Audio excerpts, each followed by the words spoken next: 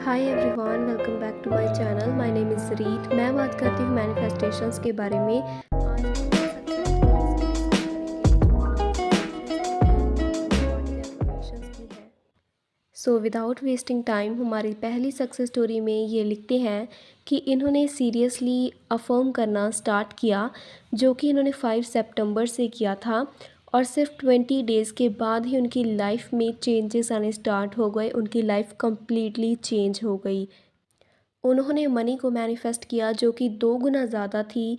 उन्होंने एसपी को मैनिफेस्ट किया, उन्होंने मॉडलिंग मैनिफेस्ट की, उन्होंने एक नया कंप्यूटर मैनिफेस्ट किया। बहुत सारी चीज़ें जो वो चाहती थी, ये लिखती हैं कि ओ माय गॉड, मैंने इतनी सारी चीज़ों को मैनिफेस्ट कर लिया सिर्फ रोबोटिक एफर्मेशन से।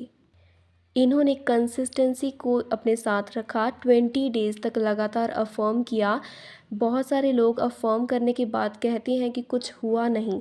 देखिए, इन्होंने 20 डेज़ तक फॉलो किया। आप सिर्फ 4-5 दिनों के बाद अफ़र्म करके मत कहिए कि कुछ हुआ नहीं। सबकी माइंडसेट, सबकी अंडरस्टैंडिंग्स अलग होती है, सबके सर्कमस्टेंसेस अलग होते हैं, एक्सपीरियंसेस अलग होते हैं, जिनके बेस पर आपको रिज़ल्ट मिलता है।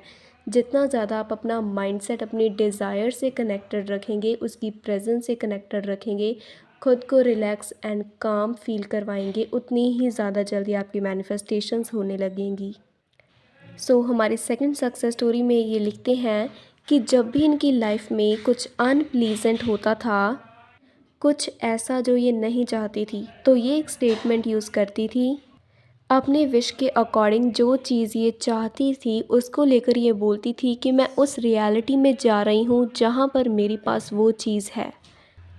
इस रियलिटी को चूज़ करने के बाद वो उस चीज़ के बारे में सोचती थी, उस प्रॉफिट के बारे में सोचती थी जो उन्हें मिलेगा जब वो एग्जैक्टली उसी रियलिटी में होंगी। ठीक है, उस चीज़ को वो अपनी रिपीट एफर्मेशंस में डालती थी। जो कि वो एफर्मेशन रिपीट कर रही थी, उसमें वो ये प्रॉफिट या फिर वो गेनिंग चीज़ जो उन्हें मिलेगी, जो फ़ायदा उन्हें मिलेगा उस रियलिटी में आने के बाद, उसे वो फ़ील करती थी। उसके बाद वो अपनी सक्सेस स्टोरी बताती हैं, जो कि एक प्रूफ है कि ये कॉन्सेप्ट बहुत ही बेहतरीन काम करता है। उनके हस्बैंड एक इस तरह के पर्सन है जिन्होंने कभी भी डायरेक्टली मना नहीं किया कुछ भी ख़रीदने से, पर वो क्वेश्चनिंग की फॉर्म में उन्हें परेशान मीन्स वो परेशान होती थी उनकी क्वेश्चनिंग की आदत से। जब भी वो कुछ नया ख़रीद कर लाती तो वो उन्हें पूछते थे कि ये चीज़ इतनी ज़रूरी नहीं थी।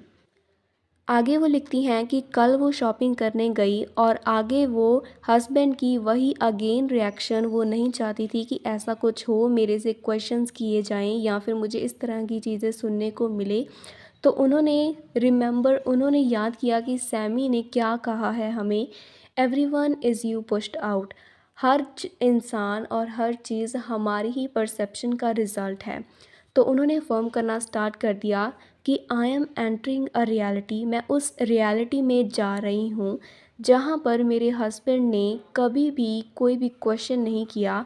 मैं जो चाहूँ वो मैं ख़रीद सकती हूँ। इस एफर्मेशन को दोहराने के बाद दूसरी एफर्मेशन सडनली उनके दिमाग में आई, जो कि ये थी कि उन्हें एक जादूगर की तरह फील हो रहा था, जो कि बहुत ही कॉन्फिडेंटली स्पेल्स कास्ट करता है अपनी टारगेट पर। जो चीज़ें वो नहीं चाहता या फिर जो जादू वो करना चाहता है, वो उस चीज़ पर करता है अपने स्पेल्स के थ्रू। इन जो ये एफर्मेशंस बोल रही थी, इन्होंने ये ओवर एंड ओवर अगेन करती रहीं, एफर्मेशंस अफर्म करती रहीं, तब तक जब तक वो अपने स्टोर पर नहीं पहुंच गई जहां से इन्होंने शॉपिंग करनी थी। एंड गेस वॉट, ये कहती हैं कि माई मैनिफेस्टेशन वाज इंस्टेंट, और मेरी मैनिफेस्टेशन हो गई। मैंने सामान ख़रीदा और मेरे हस्बैंड ने मुझसे कोई भी क्वेश्चन नहीं किया कि क्या ये चाहिए था या नहीं चाहिए था, या फिर मैं मनी को वेस्ट कर रही हूँ, मैं पैसे वेस्ट कर रही हूँ।